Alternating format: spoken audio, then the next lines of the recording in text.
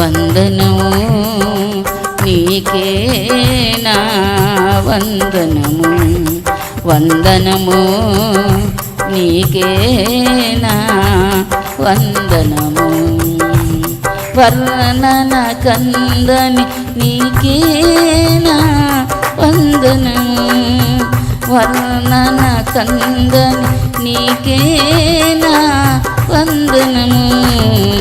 వందనము నీకే నా వందనము, వందనము నీకే నా వందనము. నీ ప్రేమ నేనేల మరతూ, నీ ప్రేమ వర్ణింతునా, నీ ప్రేమ నేనేల మరతూ, నీ ప్రేమ వర్ణింతునా.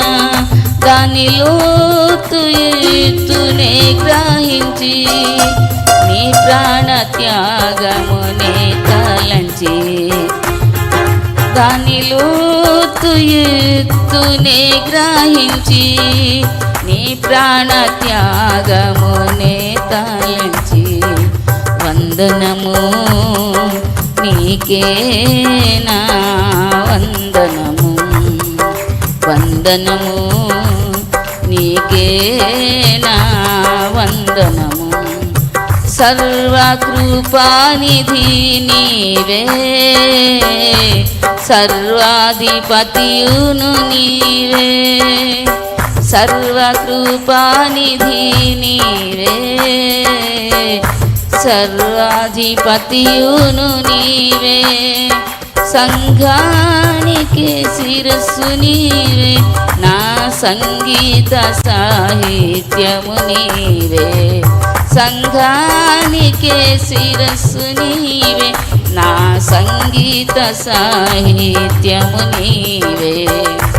వందనము నీకే నా వందనము, వందనము నీకే నా వందనము. మృతి వచ్చెనే ఒకని నుండి, కృప వచ్చెనే నీలో నుండి. మృతి వచ్చెనే ఒకని నుండి, కృప వచ్చెనే నీలో నుండి. కృషి లేకని కృప రక్షించెను, కృషి లేకని కృప రక్షించెను. కృతజ్ఞతార్పణలర్పింతును, కృతజ్ఞతార్పణలర్పింతును. వందనము నీకే నా వందనము, వందనము నీకే నా వందనము. వర్ణన కందని నీకే నా వందనము, వర్ణన కందని నీకే నా వందనము. వందనము నీకే నా వందనము, వందనము నీకే నా వందనము. వర్ణన కందని నీకే నా వందనము, వర్ణన కందని నీకే నా వందనము. వందనము నీకే నా వందనము, వందనము నీకే నా వందనము. పైవారుగా ఉన్నవారిని ఏం చేయాలట? సన్మానించాలట. నీకు వాక్యం చెప్పే బుద్ధి చెప్పేవారిని రెట్టింపు సన్మానానికి పాత్రులుగా ఎంచాలట. రెట్టింపు సన్మానం. సన్మానం ఊర్లో బయట ఎవరికైనా చేస్తారండి? అందరికీ చేయరు. ఏ పెద్ద కలెక్టర్ ఏదో చేశాడంటే చేస్తారు. కానీ దేవుని సేవకుల కంట సన్మానం రెట్టింపు, రెండింతలు వారికంటే చెయ్యాలట. హలేలి హలేలి హలేలి హలేలి. సరే, దేవుడు వాక్యం ఏం చెప్తుందో, వాక్యమందును ఉపదేశమందును బోధించేవారిని, మీకు బుద్ధి చెప్పేవారిని, మీకు ఎవరైతే బుద్ధి మాటలు చెప్తారో బుద్ధిగా నడు, బుద్ధి లేకుండా నడవద్దు. అడ్డగాడిదలాగా, కంచరగాడిదలాగా అంటారు కదా పెద్దవాళ్ళు. అలా నడవక, దేవుడు ఇలా నడిస్తే నువ్వు మెచ్చుకుంటాడు, నువ్వు ఇలా నడిస్తే నువ్వు దేవుడికి ఇష్టంగా ఉంటావు అని ఎవరైతే బుద్ధి చెప్తారో ఏంటి రెట్టింపు ఘనతకు సన్మానానికి పాత్రలుగా ఎంచాలట. అప్పుడు దేవుడు దీవిస్తాడట. హలేలి హలేలి హలేలి హలేలి. సరే సహోదరి సోదరి, ఇవి దేవుని యొక్క ఆశీర్వాదాలు మనకి ఎలా వస్తాయి? సహోదరుల ఐక్యత ఉన్నప్పుడు, సమాధానం ఉన్నప్పుడు, ఐక్యత కలిగి నివసించాలి. ఐక్యత కలిగి నివసించినప్పుడు అచ్చట ఆశీర్వాదమును శాశ్వత జీవం ఉండాలని దేవుడు ఆజ్ఞాపించాడట. శాశ్వతంగా యెహోవా ఆజ్ఞాపించాడట. ఎంత ఆశీర్వాదం చూసారు. హలేలి హలేలి హలేలి హలేలి. ఐక్యత అనేది చాలా చాలా ప్రాముఖ్యమైనది సోదరి. అయితే యోహాను సువార్త 21వ అధ్యాయం, సీమోను పేతురు ధోని వలను దరికి లాగిన, అది 153 గొప్ప చేపలతో నిండి ఉన్నాయి. చేపలు అంత విస్తారంగా పడినను వల పెగలలేదు. యేసు రండి భోజనం చేయడని వారితో చెప్పాడు. ఆయన ప్రభు అని వారికి తెలిసినందున నీవెవరని శిష్యులు ఎవరు కూడా అడగలేదు. తెలిసిపోయింది కదా. యేసయ్య దరికి నిలబడి మన కోసం చేపలు నిప్పులు ముందుగానే రెడీగా ఉంచారు. యేసయ్యకి చేపలు ఎలా వస్తాయండి? రొట్టె ఎలా వస్తుంది? ఇలా అయితే చేపలు పట్టడానికి వెళ్ళారు. చూసారా? యేసయ్య అలా తండ్రిని వేడుకోగానే అలా వచ్చేస్తాయి. హలేలి హలేలి హలేలి హలేలి. యెహోవా ఆశీర్వాదము ఐశ్వర్యం ఇస్తుందట. దేవుని కనుక ఆస్వాదిస్తే అది ఐశ్వర్యం ఇస్తుంది. నరుల కష్టం చేత అది అధికమైపోదట. అధికమైపోవాలని ఎంత కష్టపడినా దేవుని యొక్క ఆశీర్వాదం లేకపోతే, అంటే దేవునికి ఇవ్వాల్సిన సమయాన్ని, దేవునికి ఇవ్వాల్సిన రెస్పెక్ట్ని, నువ్వు ఆ యొక్క ఘనతను, దేవుడంటే భయభక్తుల్ని కలిగిన వారికి అది ఆశీర్వాదం అంట. యెహోవా భయము వారికి ఐశ్వర్యం అట. 33వ యెషయా గ్రంథం 33వ అధ్యాయం 6లో రాయబడింది. దేవుడంటే భయభక్తులు కలిగి ఎవరైతే సన్నిధికి వచ్చి సకలానికి ఇంటి దగ్గర అమ్మో ఇలా ఆదివారం అని చెప్పి గబగబా లేచిపోయి గబగబా అన్నీ సర్దుకొని దేవుని సన్నిధికి వచ్చేసి మిగతా పనులు తర్వాత వచ్చేసి చేసుకున్నాలే, ముందు పదండి అని అందరినీ పురుగొలుపుకొని, ఇంట్లో పక్క వాళ్ళు ఎవరైనా వస్తారంటే వాళ్ళని పురుగొలుపుకొని దేవుని సన్నిధికి వచ్చినట్లయితే అది నీకు ఆశీర్వాదం. అశ్రద్ధగా వచ్చావా, అది ఆశీర్వాదం కాదు. యెహోవా ఇచ్చే ఆశీర్వాదం ఏంటండి? భయభక్తులు కలిగి ఉంటే ఐశ్వర్యాన్ని ఇస్తాడట ఆయన. చూడండి ఎంత మాట. దేవుని సన్నిధికి వచ్చినప్పుడు నీకు దేవుడే అన్నీ చూసుకుని, నీకు భయభక్తులు ఉంటే దేవుని సన్నిధికి సకాలానికి వచ్చి అయ్యా నేను వచ్చాను ఇంటి సన్నిధికి అని దేవుని సన్నిధిలో చెప్పుకోగలుగుతాం. సార్ హల్లెలూయా. అయితే సోదరి దేవుని సన్నిధిలో యొక్క పేతురు గారు ఇంకా మిగతా వాళ్ళందరూ ఉండేసి ప్రార్థన చేసుకోవాల్సింది పోయి చేపలకు వెళ్ళారు. చేపలు బాగా పట్టేసుకుందాం, అమ్మేసుకొని బతుకుదాం, వాటితో పాటు వేసేమందరికి వచ్చేదాకా అనుకున్నారు. కానీ ఒక్క చేప పడలేదండి. దేవుడు లేకుండా ఏ పని పాటలకు వెళ్ళినా మనకి ఆశీర్వాదం అక్కడ బాధ ఎదురవుతుంది. ముందు దేవునికి మొరపెట్టుకో, ప్రభా నాకు ఇలాంటి మార్గంలో వెళ్ళాలని ఒకరు నన్ను ప్రేరేపిస్తున్నారు, ఈ మార్గంలో వెళ్తే మనకి డబ్బులు వస్తాయని, లేక ఈ మార్గంలో వెళ్తే మనకి ఆశీర్వాదం వస్తుందని, ఐశ్వర్యం వస్తుందని, ఘనత వస్తుందని నేను వెళ్ళాలా వద్దా? అది దేవునికి చెప్పాలి. దేవుని ముందు అడగాలి. వెళ్ళి నా కుమారుడు అంటే వెళ్ళాలి. దావీదు మహారాజు అలాగే చేసేవాడు. వాళ్ళు ఆల్రెడీ యుద్ధానికి వచ్చేసారు. యుద్ధానికి వచ్చేస్తే దేవుడి దగ్గర అంటున్నాడు, ప్రభా ఫిలిష్తీయులు యుద్ధానికి వచ్చారు, నన్ను వెళ్ళమంటావా వద్దంటావా? చూసారా, గుమ్మాలో ఉన్నారు యుద్ధానికి వచ్చేసి, ఆల్రెడీ ఆ దేశానికి వచ్చేసి. అలానే స్థలానికి నువ్వు వెళ్ళు అంటేనే దావీదు మహారాజు వెళ్ళేవాడండి. చూసారా, హలేలి హలేలి హలేలి హలేలి. లేకపోతే దావీదు మహారాజు వెళ్ళేవాడే కాదు దేవుని సన్నిధికి. పలానా స్థలానికి మీరు రండి అంటే వెళ్ళేవాడు, లేకపోతే వెళ్ళేవాడు కాదు దావీదు మహారాజు. ఆ విధంగా దేవుని సన్నిధిలో మనం అడగాలి. అడిగి అప్పుడు ఎక్కడికన్నా వెళ్ళాలంటే వెళ్ళాలి. పని పాటలు ఉన్నాయి, మా సొంత పని అంటారు. ఇటువైపు సొంత పని అంటారు. సొంత పని కాదండి, దేవుని పని కంటే మనకి మించింది ఏది ఉండకూడదు. మనకు ఆయన ఆరోగ్యం ఆయుష్ ఇస్తేనే కదా మనం పని చేసుకునేది. మనం భయభక్తులు కలిగి ఉన్నప్పుడు దేవుడు మనల్ని దీవిస్తాడు. Hallelujah, hallelujah, hallelujah, hallelujah. తన శిష్యులకి పంచిపెట్టారు. వారంతా భోజనం చేశారు. శిష్యులకి కనిపించింది ఇది 3వసారట. చనిపోయి తిరిగి లేచిన తర్వాత 3వసారి శిష్యులకి కనిపించి భోజనం పెట్టారు యేసయ్య. అయితే ఏమని జరిగిందంటే, పేతురు గారిని ప్రభు అడిగారు. ఏమంటే, వీరందరికంటే నువ్వు నన్ను ఎక్కువగా ప్రేమిస్తున్నావా అని అడిగారు. ఏమి అడిగారు? వీరందరికంటే 15వ వచనంలో 21:15 యోహాను సువార్త, వీరందరికంటే నీవు నన్ను ఎక్కువగా ప్రేమించున్నావని అడిగారట. ఏమన్నారు? ఇక్కడ ఉన్నవారందరికంటే నీవు నన్ను ఎక్కువగా ప్రేమిస్తున్నావా? శిష్యులందరికంటే నీవు నన్ను ఎక్కువగా ప్రేమిస్తున్నావా అని ఎవరిని అడిగారు? పేతురు గారిని అడిగారు. ఎందుకు అడిగారు? చెవు ఒకళ్ళు తీసేశాడు కదా, ఒక చెవు తగ్గొట్టేశాడు కదా, కోపంతో యేసయ్య దగ్గరికి వచ్చాడు, పట్టుకుని పోతారని. ఇతను నన్ను ఎక్కువ ప్రేమిస్తున్నాడు, నా కొరకు ఏమైనా చేయగలడు. ఒక్కని చెవి తగ్గోసేసాడు కదా యేసయ్యని పట్టుకుపోవడానికి వచ్చినప్పుడు తోటలో. మనం గుడ్ ఫ్రైడే రోజున మనం తెలుసుకున్నాం ఆ విషయాలు. అందుకని ఇతను నన్ను బాగా ప్రేమిస్తున్నాడని యేసయ్య తెలిసింది. అందుకని యేసయ్య అడుగుతున్నారు మరలా, వీరందరికన్నా నువ్వు నన్ను ఎక్కువగా ప్రేమిస్తున్నావా అని అడిగితే ఆయన అన్నాడు, యోహాను కుమారుడు అని సీమోను, వీరికంటే నువ్వు నన్ను ఎక్కువగా ప్రేమిస్తున్నావా అంటే అతను అన్నాడు, అవును ప్రభువా, నేను నిన్ను ప్రేమించున్నాను, నీవే ఎరుగుదు. ఎక్కువగా ప్రేమించున్నావు అని అడిగారు.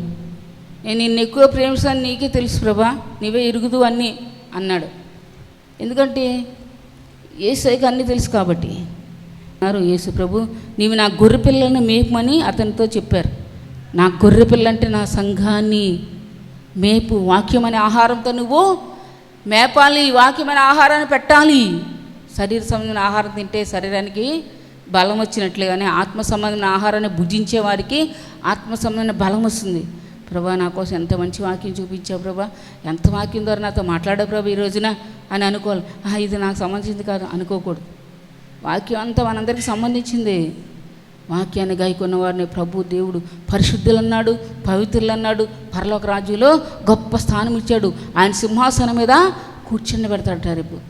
సరే, వాక్యాన్ని గాయకోవడం వల్ల, వాక్యం హృదయంలో లేకపోతే అంతకు మించి 7 సాతానులు తీసుకొస్తాడు వెళ్ళి సాతానుగాడు. దేవుని లేకున్నప్పుడు ఇష్టానుసారం బ్రతికినప్పుడు ఎలా అయితే అలవాట్లతో సాతాను బంధకాలతో, తాగుడుతో, వ్యసనాలతో, ఎలాంటి పాపాలతో ఉన్నారో వాటన్నిటికంటే మించినటువంటి మరీ చెడ్డ సాతాలను తీసుకొస్తాడట 7. అందుకని నీ వాక్యం అనే ఆహారాన్ని భుజించాలి, దేవుని సన్నిధికి రావాలి. సోదరి సోదరి, నా గొర్రె పిల్లల్ని మేపు నువ్వు అని చెప్పారు యేసయ్య సీమోను పేతురుకి. మరలా అడిగారు. మరలా ఆయన, యోహాను కుమారుడు అని సీమోను, నన్ను ప్రేమించున్నావని రెండోసారి అతన్ని అడుగుగా, రెండోసారి అడిగారు. మళ్ళా యోహాను కుమారుడు అని సీమోను, నన్ను మరలా ప్రేమిస్తున్నావా వీరందరికంటే అన్నారు. అవును ప్రభువా, నేను నిన్ను ప్రేమిస్తున్నానని నీవే ఎరుగుదు అని ఆయనతో చెప్పాను. ఆయన నా గొర్రె పిల్లలను కాయమని చెప్పారు. మరలా అదే చెప్తున్నారు, నా గొర్రెలు, నా సంఘాన్ని నువ్వు కాయాలి. దుష్టుడు ఎత్తుకుపోకుండా ప్రార్థనలో నువ్వు దేవుని సందులో కనబెట్టి వారిని కాస్తూ ఉండాలి. దుష్టుడు ఎత్తుకుపోకుండా ప్రార్థన చేస్తూ మెలకుగా ఉండాలని చెప్పాడు ఒకసాట లూకాసు వార్తలో. మెలకుగా ఉండి ప్రార్థన చేయండి అని చెప్పాడు. చూసారా, నా గొర్రె పిల్లల్ని కాయి, నువ్వు దుష్టుడు ఎత్తుకుపోకుండా కాయి అంటే అటు వెళ్ళిపోతుంది అనుకోండి, ఇటు తోలికి రావాలి, సంఘంలో కలపాలి, ఇటు వెళ్ళిపోతే అటు తోలికి రావాలి అని చెప్పాడు దేవుడు. అయితే మరలా 3వసారి ఏమన్నాడు? మళ్ళీ 17లో మొదటి నుంచి చదవాలి. 3వసారి మళ్ళీ అడుగుతున్నాడు యేసయ్య, యోహాను కుమారుడైన సీమోను, నన్ను ప్రేమించున్నావా అని అతన్ని అడిగాను.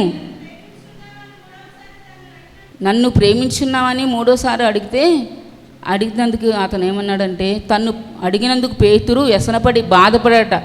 ప్రభా, నేను నిన్ను ప్రేమిస్తాను లేదు నీకే తెలుసు కదా, సమస్తమే ఎరిగినవాడు కదా నీవే, నిన్ను ప్రేమించున్నానని నీవే ఎరుగుదు అని ఆయనతో చెప్పాడు పేతురు గారు. నిన్ను ప్రేమించాను నీవే ఎరుగుదు అని ఆయనతో చెప్పాను. యేసు నా గొర్రెలను మేపు. హల్లెలూయా హల్లెలూయా హల్లెలూయా హల్లెలూయా. మొదట గొర్రె పిల్లల్ని మేపమన్నాడు, రెండోసారి ఏమన్నాడు? కాయమన్నాడు గొర్రెల్ని, మూడోసారి నా గొర్రెలని. మొదటిసారి గొర్రె పిల్లలేనా? మొదటిసారి ఏంటి? గొర్రె పిల్లలు ఏం చేస్తాయి? ఎక్కడ పచ్చగా ఉంటే అక్కడికి వెళ్ళిపోతాయి గబుక్కిన. పడతలేస్తా ఏంటి, వెనకాల ఏదో వచ్చి గుద్దేస్తుంది, ముందేదో వచ్చి గుద్దేస్తుంది. అలా దేవుళ్ళు ఆత్మలో ఎదగలేని వారు ఎక్కడ ప్రార్థన అంటే అక్కడ వెళ్ళిపోతారు పిల్లలు. సరే, గొర్రెలు అయితే పెద్దవైతే కాపరిని వెంబడిస్తాయి, కాపరి ఇటు తోలు తట్టి వెళ్తాయి. అందుకని మొట్టమొదటి దేవుడు చెప్పాడు, పిల్లలు ఎదగలేని వారు దేవుళ్ళు. పిల్లలు అంతే ఎదుగుదల ఉండదు కదండి, చిన్నవాళ్ళు కదా, పెద్దవాళ్ళు అవ్వలేదు కదా. ఇంకా దేవుళ్ళు కూడా అంతే, దేవుళ్ళు పెద్దవాళ్ళు అవ్వలేని వారందరూ, వాక్యంలో ఎదగలేని వారందరూ పిల్లలే దేవునికి. హల్లెలూయా హల్లెలూయా హల్లెలూయా హల్లెలూయా. గొర్రె పిల్లల్ని మేపు అన్నారు. తర్వాత రెండోసారి ఏమన్నారు? గొర్రె మందలు అన్నారు కదా, రెండోసారి ఏమన్నారు? కాయమన్నారు దేవుడు. ఆయన నా గొర్రెలను ఖాయమని చెప్పారు. మూడోసారి ఏమన్నారు? నా గొర్రెల్ని మేపు, వాక్యమైన ఆహారంతో మేపు, బలమైన ఆత్మీయ ఆహారం పెట్టు. వాక్యంలో ఎదిగిన వారు ఏం చేస్తారు తెలుసా? ఈరోజు వాక్యం ఇచ్చాడు దేవుడు, మళ్ళా ఏం వాక్యం ఇస్తాడో అని ఇంకో వారానికి ముందే కనిపెట్టుకొని ప్రార్థనలో ఉండి వస్తారు తెలుసా. తేనిసందులో నేను చెప్తుంటా, వెళ్తుంటే ఒక్కళ్ళు మా దగ్గర నుండి వాళ్ళకి నేను లెటర్ ఇచ్చాను, డాడీకి ఇమ్మని. ఇలా వేస్తే నమ్ముకున్నాను, మీరు కూడా నమ్ముకోండి అని చెప్తున్నారు పాప అని లెటర్ చదివించారట. అలా కళ్ళంటే అలా నీళ్ళు కార్చారట, కన్నీరు. చివరి దినాల్లో అప్పుడు ఏడ్చి బాధపడ్డారట. పాప దేవుడు నమ్ముకున్నారు, పెద్ద పాప మిమ్మల్ని కూడా నమ్ముకోమన్నారు, ఈ లెటర్ రాసి ఇచ్చారు అని చెప్పారట. అంతే, ఏడ్చి తను దేవుడిని నమ్ముకున్నారు. నాకు తెలియదు విషయం, యేసయ్య నాతో చెప్తున్నారు. Hallelujah hallelujah hallelujah hallelujah. Thank you Lord, thank you Jesus. బాప్తిసం లేదు, ఏం లేదండి, బాప్తిసం లేదు, ఏం లేదు. యేసయ్య ఏడ్చేందుకు డాడీ ఇదైపోయిన ప్రభునందు ఎదిరించిన నెల రోజులకి కరెక్ట్గా అదే డేట్కి అదే తారీఖుకి నెల రోజులైంది దర్శనం చూపించారు దేవుడు నాకు. డాడీని నేను రక్షించానని చాలా యంగ్గా దేవుళ్ళు ఉన్నారు కదా, చాలా యవ్వనస్తుడుగా మెరిసిపోతూ తెల్లని వస్త్రాలు కట్టుకుని దగ్గ మెరిసిపోతూ దేవుని యందు ఉన్నారు కాబట్టి కనిపించారు. గోడకి అవతల కనిపించారు, మేమే ఉన్న దగ్గర. ఎందుకంటే మరి బాప్తిసం అది లేదు కదా, అభిషేకం అది లేదు, బాప్తిసం లేదు. అయినా దేవునిలో రక్షణ పొంది తన పాపక్షమాపణ పొంది దేవుని దగ్గర ఆ రక్తంతో, దేవుని రక్తంతో కడగబడి యేసయ్యలో బలంగా ఉన్నారు కనుక చాలా బలమైనటువంటి యంగ్గా చాలా బ్యూటిఫుల్గా ఉంటారు. నా డాడీ గోల్డ్ కలర్లో ఉంటారు, గోల్డే కలర్లో ఉంటుంది. అలా చాలా యంగ్గా, చాలా యవనస్తులా దేవుడు కనిపించేలా చేశారు. యేసయ్య నాకు ఆ దర్శనం ఇచ్చారు. దేవుని పరిశుద్ధ నామానికి మహిమ కలుగును గాక. ఆమేన్ ఆమేన్ ఆమేన్ ఆమేన్. చూసారా, నేను నీ సన్నిధిలో ఉండిపోయాను కదా, నీ సన్నిధి మిస్ అవుతేనేమో, నీ ఆనందం మిస్ అవుతేనేమని నా డాడీ కంటే నేను నీ సన్నిధిని ప్రేమించాను కదా యేసయ్య, నువ్వెందుకు ఒక్క ముక్క కూడా నన్ను చెప్పనివ్వలేదు, నేను ఏదంటే అదే కదా నా డాడీ అని చెప్పి దేవుడి దగ్గర ఏడ్చాను నేను. మనం దేవుని దగ్గర అడిగితే ఏదన్నా కాదనే వాడు కాదు ఆయన. ఆయనకి నువ్వు దగ్గరగా ఉండాలి, ఆయన కూడా మనకు దగ్గరగా ఉండే దేవుడు. హల్లెలూయా హల్లెలూయా హల్లెలూయా హల్లెలూయా. నువ్వు ఆయన దగ్గరికి వెళ్తూ ఉంటే ఆయన నిన్ను దూరం పెట్టే దేవుడు కాదు. నువ్వు ఆయన దగ్గరికి వెళ్ళాలంటే దేవుని సందులో టైం అంటే ఎవరు వచ్చినా రాకపోయినా కరెక్ట్గా 9 గంటలకు ప్రార్థన అంటే ఒక 2-3 నిమిషాలు, ఒక 5 నిమిషాలు ముందే ఉండాలి తెలుసా. అక్రమం చేయవాళ్ళు నా దుడ్డు పొండి అంటాడు దేవుడు. అలా ఉండేదాన్ని దేవుని సందులో చెప్తుంటా. ఎవరు వచ్చినా రాకపోయినా నాకేంటి అనుకుని ఉండేదాన్ని. హల్లెలూయా హల్లెలూయా హల్లెలూయా హల్లెలూయా. సరే, నా యేసయ్య వస్తారు, 5 నిమిషాల ముందే వస్తారు ప్రార్థనకి అనేవారు ఆత్మీయ తల్లిదండ్రులు. ప్రార్థన 9 గంటల కంటే 5 నిమిషాలు తక్కువ 9కి యేసయ్య ఇచ్చేస్తారు ప్రార్థనకి అనేవారు.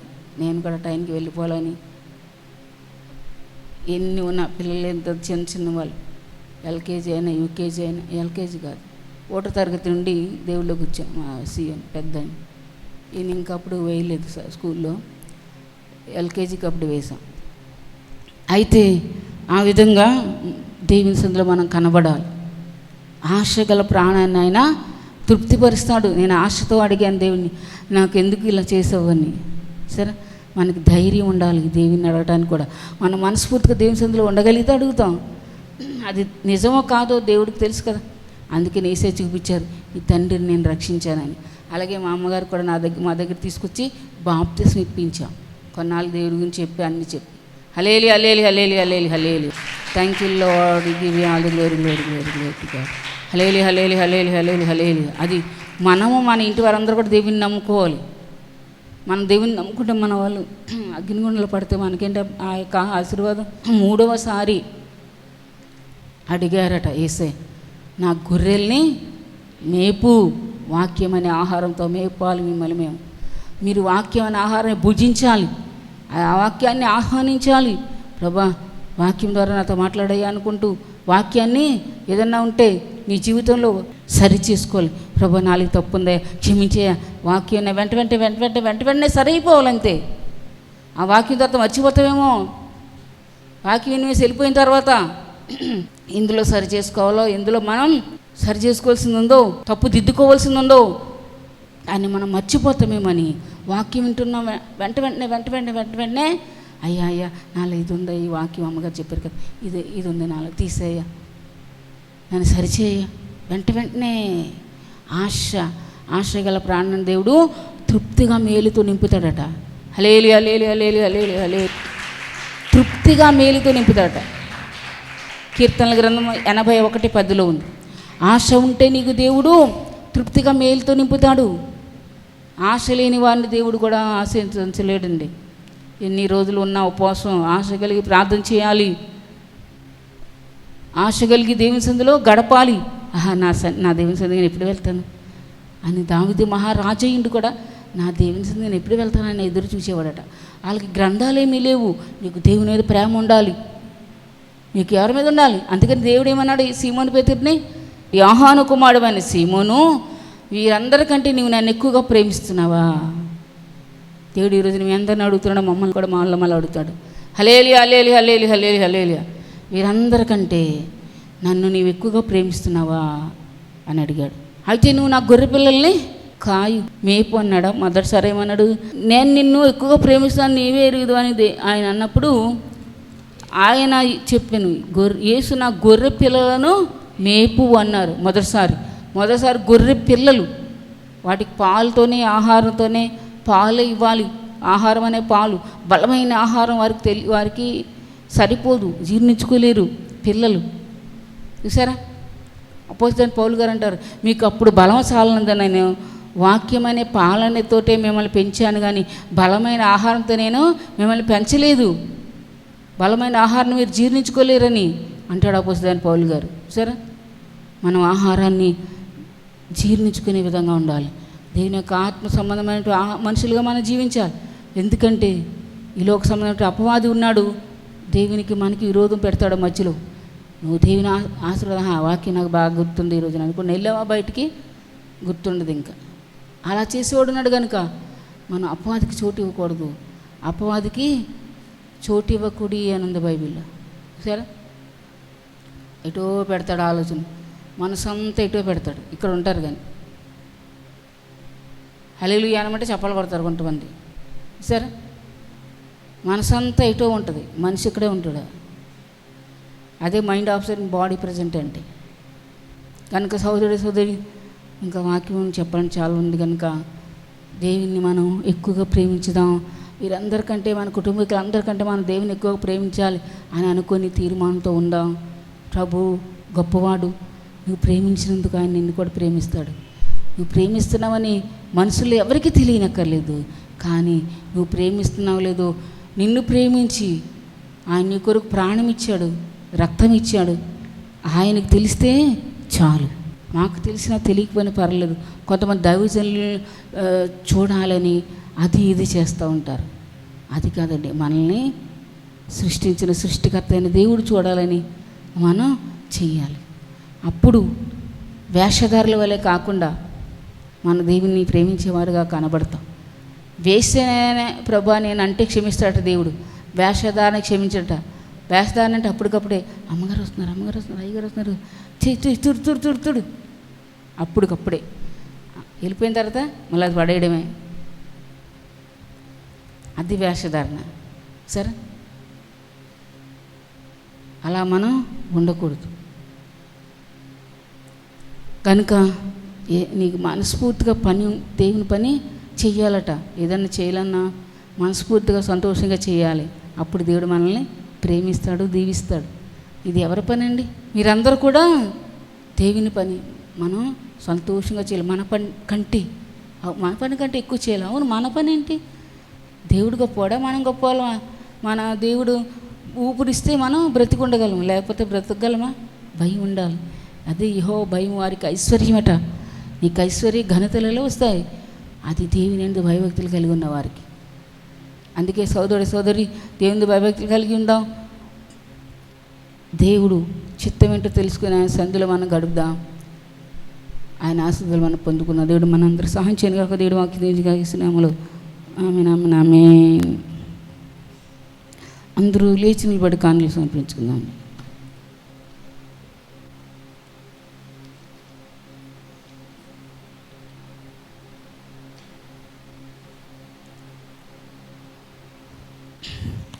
లేచి బేతేలుకు పో, అదేగా తండ్రి ఇల్లు. బేతేలు అంటే దేవుని యొక్క మందిరము. బేతేలు అంటే ఏదో అనుకోకండి. బేతేలుకు పో అంటే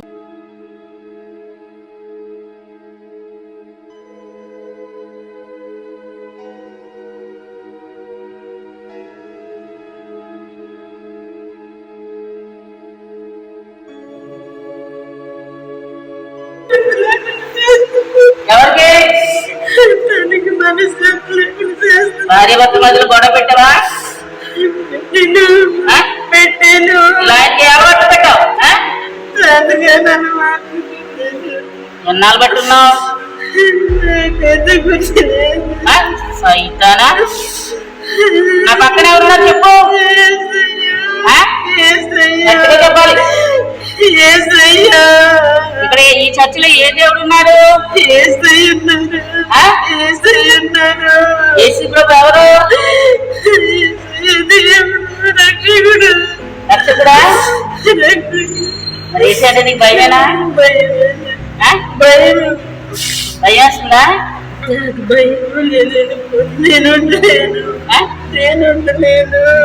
ఏంటిది గట్టి చెప్పు. నేను ఉండలేను, వెళ్ళిపోతున్నా. వెళ్ళిపోతున్నావా? ఏమేమి పెట్టావు పట్టుకుని వెళ్ళిపోతావా? ఏమేమి జబ్బులు పెట్టావు ఒకసారి చెప్పు. చెప్తా ఇంకా చెప్పాలి. మనశ్శాంతి లేకుండా చేస్తున్నా, ఇంకా అనారోగ్యాల పాలు చేస్తున్నా, ఇంకా భార్య భర్తకు సంబంధం లేకుండా చేస్తున్నా, ఇంకా ఇంకా ఇంకెన్నో చేస్తుంటా. నేను నాకైతే నన్ను మన్నించడానికి నేను మన్నించాలి, క్షమించాలి. ఎన్నాళ్ళు పట్టున్నావు? చెప్పా ఇంకా. నన్ను బట్టి ఎక్కువ. ఎంత? 2 నెలల గట్టిగా చెప్పా. 2 నెలలు బట్టి. సైతాన్ని మనకు దేవతవా? ఎంతమంది ఉన్నారో వెళ్ళిపోయారా? అందరూ దేవుళ్ళు సైతం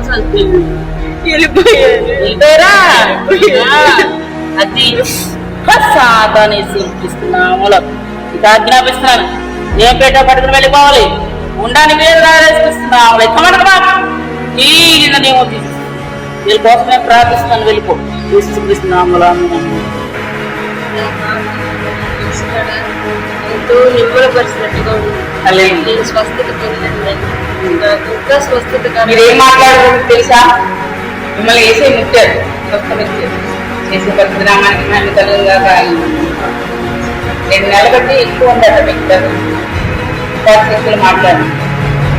2 నెలలు బట్టి ఎక్కువ ప్రజలు అన్ని విధాలా మీ ఆయన మీకు ఏం చేసేసి రకరకాల ప్రార్థన సైతం దేవుడి బట్టి సైతం బట్టి దేవుడి శక్తులను వెళ్ళిపోయినట. అలేరియా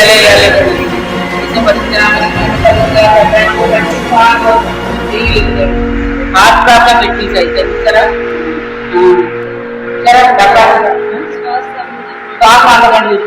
ఎప్పుడైనా బాగోకపోతే ఫస్ట్ ఇక్కడ రావాలి. ఎన్నో స్వస్థ ఇచ్చారు దేవుడు. పెద్ద తప్పించారు. మీరు తప్పించారా? పెద్ద అన్నారు అప్పుడు తప్పించారు. ఎలాగో ప్రార్థన చేసుకుంటే అలే